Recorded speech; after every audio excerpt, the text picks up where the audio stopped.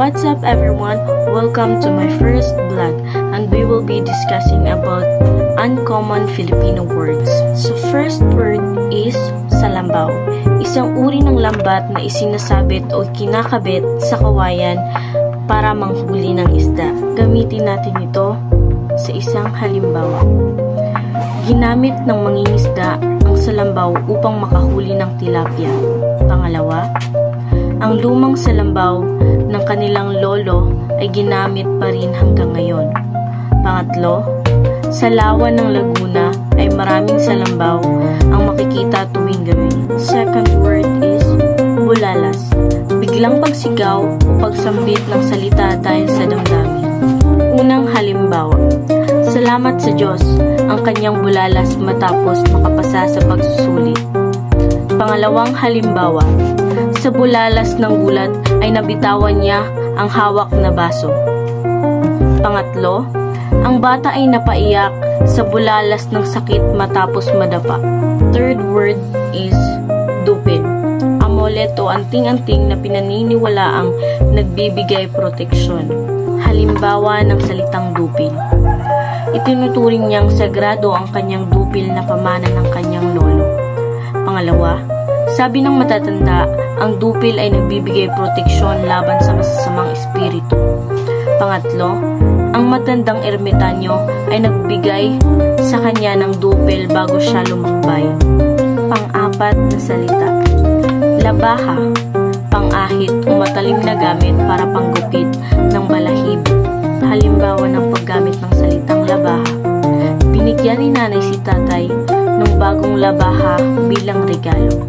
Pangalawa, gumamit siya ng labaha upang ahitin ang kanyang balbas. Pangatlo, ingat sa paggamit ng labaha upang hindi masugatan. Panglimang salita, yakis, maayos, pulido, o makinis na gawa. Halimbawa ng salitang yakis. Ang kanyang gawaing sining ay tunay na yakis at kahanga-hanga. Pangalawa, nakasuot siya ng yakis na barong sa kasal ng kanyang pinsan. Pangatlo, ang bahay nila ay yakis at malinis mula sa bubong hanggang sahig. Pang-anim na salita, pantablay, charger ng cellphone o ibang gadget. Halimbawa ng salitang pantablay. Kailangan ko ng pantablay dahil mauubos na ang baterya ng aking cellphone. Pangalawa, nakisaksak siya ng kanyang pantablay sa bahay ng kapitbahay. Pangatlo, bumili siya ng bagong pantablay dahil nasira ang dati o ang luma niyang pantablay. Pangpitong salita, pinilakang tabing, tawag sa pelikula o sinihan. Halimbawa ng pinilakang tabing.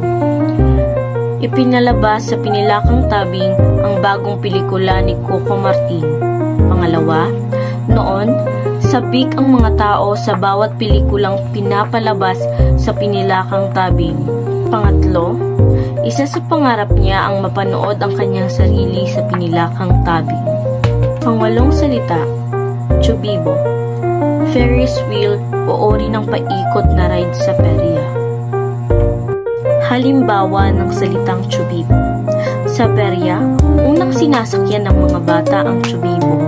Pangalawa, habang nakasakay sa chubibo, kitang-kita nila ang buong bayan. Pangatlo, ang chubibo ay paboritong sakyan ng magkasintahan.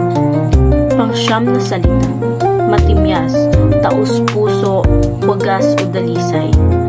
Madalas ginagamit sa pag-ibig. Halimbawa ng salitang matimyas. Nagpahayag siya ng matimyas na pagmamahal sa kanyang iniibig. Pangalawa, ang kanyang panalangin ay puno ng matimyas na pag-asa. Pangatlo, tumanggap siya ng liham ng matimyas na damdamin mula sa isang kaibigan. 10 salita, mabalasik, mahigpit, mabagsik o nakakatakot. Ang mabalasik na tanod ay agad nagpahinto sa mga pasaway.